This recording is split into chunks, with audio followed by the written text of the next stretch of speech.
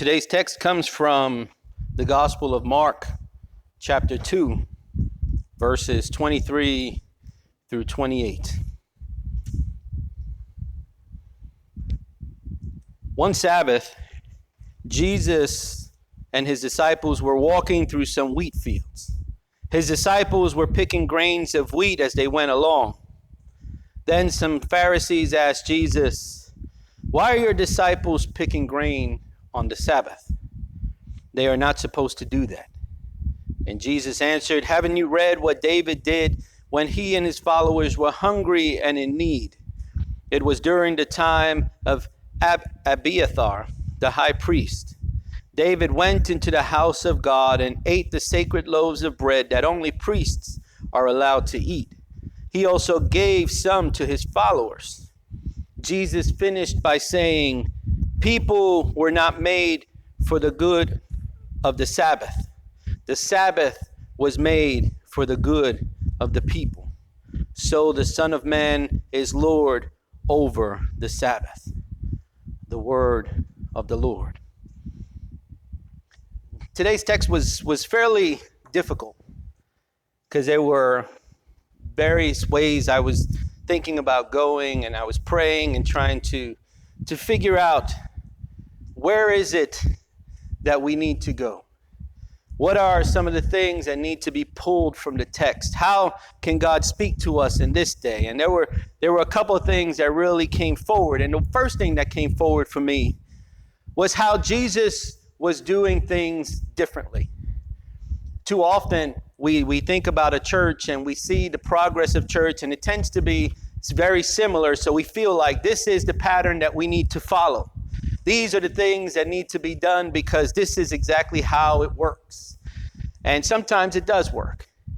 But there are also many times when it doesn't.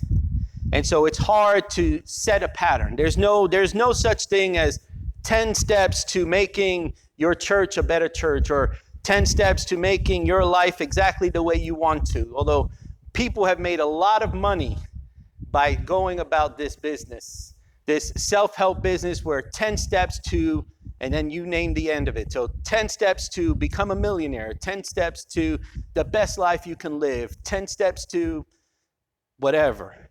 But in reality, all of those things really don't work for everybody. There are some good things that can come from it. There are encouraging words you can find in the midst of it. But the truth is, there's no one set plan for each of us. Your life is unique to you and how you do things, and my life is unique to me and how I do things, and we work through it. Do we always make the right choices? Unfortunately, no. Do we always stumble? That's also a no. There are moments when we make the right choices and things go as planned, and there are moments when we make the wrong choices and things go wrong. And so that's how you learn. That's how you evolve as a person. That's how you mature and grow. It's through the process of learning. We learn more in the times that we fail than in the times that we succeed. And we've often seen people who have had things very easy, when they hit a hard moment, they tend to fall apart.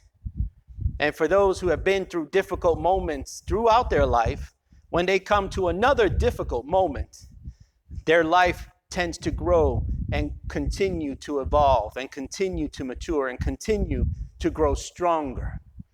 Because it is in the midst of that trouble that you are strengthened as a person.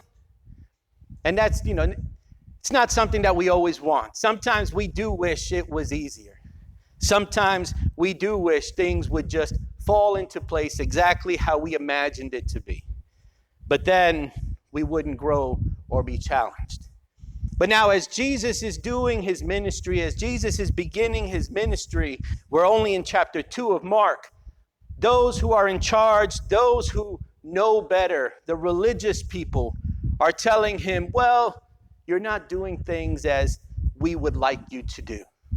In the text before our text today, they ask him about his disciples and say, "Why aren't they fasting like John's disciples and like all of these other disciples? Why aren't they fasting and being as holy and religious as we want them to be?" And Jesus says, well, they're not doing it yet because the bridegroom is still here with them. But when I'm not here anymore, they will do that. But until then, we do things differently because I'm here, Jesus says. And then we come to our text today where they're walking. And first of all, the Sabbath had these strict rules. And one of them was that you can only take up to 1,999 steps before it was considered work. So if you went beyond these just under 2,000 steps, you were sinning on the Sabbath because you had to only take steps up until that point. And then they were worse. Then not only were they walking and going beyond the step count, they were picking grains as they were walking, which is considered work. And they said, look at what they're doing.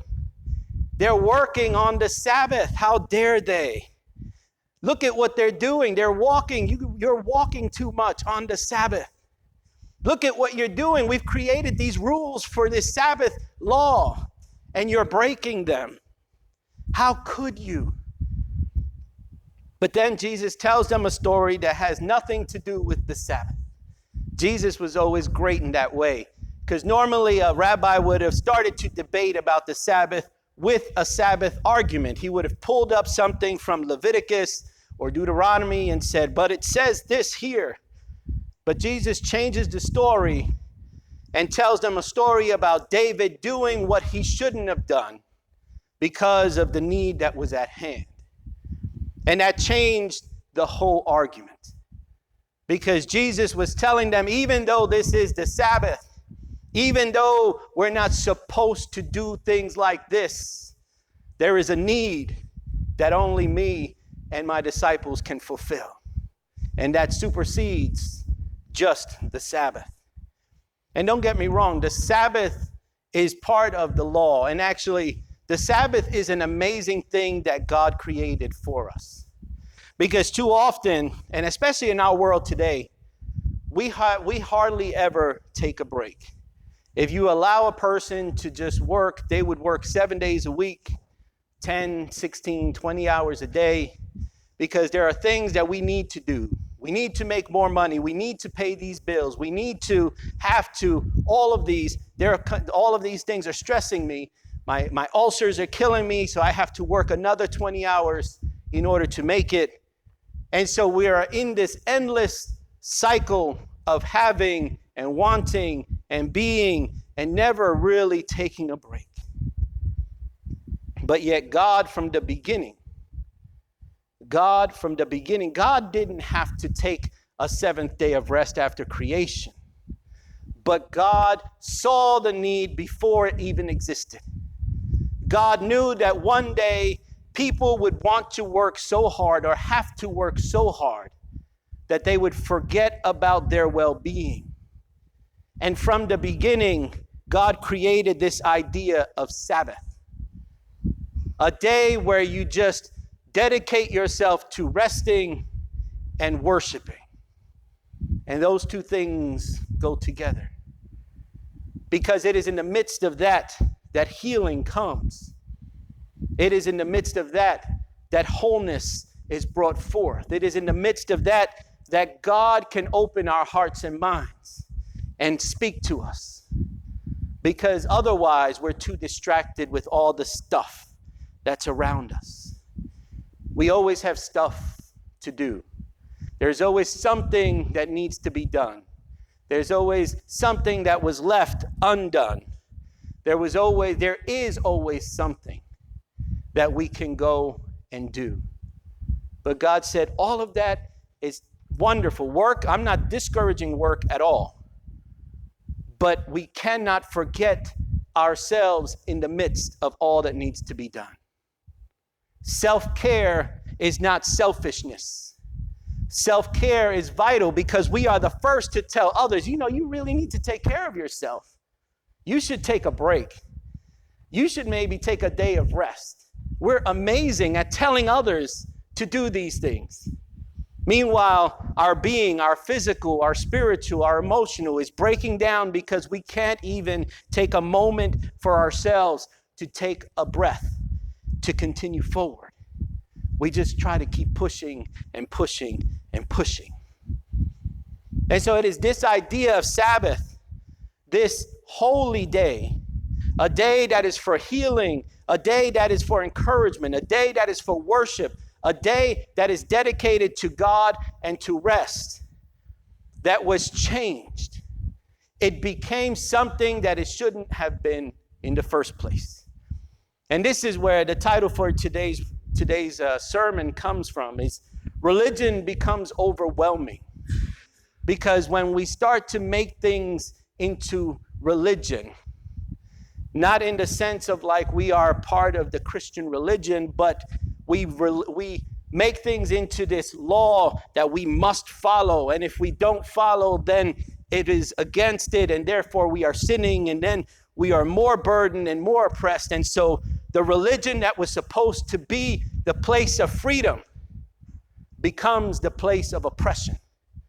The religion that was supposed to be the place where we grow closer to God becomes the place that we're pushing us away from God. And there are many people and many places and many churches where you go and you are less in relationship with God while you are there, because you're fulfilling this religion, this religiosity to do. I come in, I sing this song, I say these things, I'm dedicated because I'm doing what I have to do, how I have to do it. They tell me to say this, and that's what I say. This is the structure, so therefore I stay within it. And for some, so this is a side note, a footnote into the sermon, there are some who need that rigidity, and I understand that. And I don't discourage that, because there are some who need that in order to stay focused and to stay on their straight line. But that cannot be all of your belief. That cannot be all of what and who God is in your life. Jesus came and started to break that mold. Jesus came and started to break that religiosity. And so I kept using that word, and I kept thinking about that word, religiosity. And I was like, well, let me look it up and define it to make sure that I'm using it correctly. And religiosity means excessively, obtrusively, or sentimentally religious. So it's this thing that is an excess of. And when we are very religious, we tend to not be in relationship with God, because we're dedicated to following the rules. So, and if you go to different places and you go to different churches, the rules may change. You know, there are those who you can't dance, or you can't listen to music that's not Christian music. You can't go to the movies. So in essence, anything that may be fun is against the rules. And so that kind of forces me to question, where is their God? Where is their dedication? And for many of us as Christians, we live under this oppressiveness. But yet, Jesus brought and came to free us from the oppression of religion. Jesus continuously fights against the idea of religion as oppressive. Jesus continuously fights against this idea, this legalism that had come into play, this way of being that even changed the idea of Sabbath into this legalistic form that you must follow. And if you walk 2,000 steps, you have sinned against the Lord. So it became so rigid that this one, and we're focusing on the one law of Sabbath, this law that was meant to help bring life, to bring healing, to bring rest, and to bring dedication to God, became just another law that oppressed the people. They focused on fulfilling the law rather than on trying to grow closer to God. They focused on fulfilling the law rather than trying to rest the body that God called them to rest. They had to fulfill the law, so therefore, the very thing that was supposed to help was the very thing that was breaking them down. And today, we're not very different in our churches. We're not very different at all. We ask people to continue forward and to continue working, and we encourage them to work more and to do more, when we should encourage them to not only focus on work, but also focus on that which is important, on relationship with God, on rest and wholeness and health of the body, on relationship with your family and with your friends, on relationships with those members that are around you here at church, to grow in relationship with each other. Because as we continue to encourage to just work and focus on doing what needs to get done, the more individualized we become. And the more individual we become, the less communal we are. And the less communal we are, the less people of God we are. God has called us to be in community. God has called us to walk side by side. God never called you as an individual to walk by yourself. God never called you to pull yourself up by your own bootstraps. In fact, it is the opposite. It is through the community. It is through the walking of side by side. It is through the community of encouragement that we find healing and strength. It is through the community that we go beyond the oppressive nature that we've created through these laws that we've created, this legalism and fundamentalism that continues to restrain and hold people down. It is through the community that God is calling us to be free together. But we've allowed ourselves, even within the church, to become so individualized that we forget about the we, and it becomes about the me. In our text today, Jesus changes the argument because it was more important to remind them that there are circumstances that go beyond your control and force you to do things that maybe you didn't think, or to do it in a manner that maybe you never thought you would do it.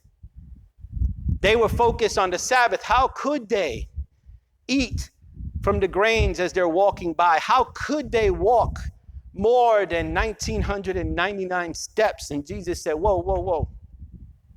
David ate from the bread that was dedicated to God. David did what he shouldn't have done because it was necessary for that moment in time. And then he reminds them that people were not made for the good of the Sabbath. The Sabbath was made for the good of the people. How does that speak to us today? We are here as a church for the good of the people. The people were not made for the good of the church. We have the message. We have the liberator. We speak of the Messiah who came. We have what the world needs. The people were not made for the good of the church, no. Jesus came and the church was created for the good of the people. And that's how we need to live. That's how we need to move forward. That's what God is calling us to do. To benefit others, to take to them the good news, to bring to them the light that continues to evade them as darkness envelops them. We are called for the betterment of the people. The people were not called for the betterment of the church, because the Son of Man is Lord over the Sabbath. The Son of Man is Lord over the church. The Son of Man is Lord over each and every one of us. So I encourage you today, First off, to remember that self-care is important for your life. And the difference between self-care and selfishness is self-care is the moments you take to make yourself better, to rest, to build, to pray, to read scripture. Selfishness is when you think the world revolves around you and only you. And that's completely wrong. So I encourage you to do self-care. I encourage you also to remember that here the church is for the betterment of the people.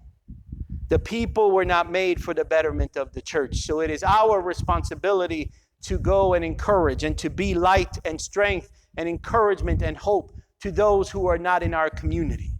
It is our call to do that and to be that for the world around us. When you're at work, when you're driving, when you're at the coffee shop, I encourage you to be light unto others. And I ask you to remember that God has called you to be in relationship with God. God has called you to grow closer with God. Not to be part of the religion and the church, not to be a person who is only dedicated to doing the things the way and the structure that needs to be done. So we pray this certain amount of times and we say these things at the correct moment, and then we never will ever dance or watch a movie or do anything that is against the rules. But instead, we go before God and grow in relationship with God. Looking beyond the laws, the rules, the things that we think are right and wrong, and going directly to God and growing that relationship. May today be your Sabbath, and may you take the moments of Sabbath that are needed in your life so that you can grow that relationship with God, so that you can be light, so that you can be hope, so that you can be the person, and that we as the community can be the people that God has called us to be. Amen.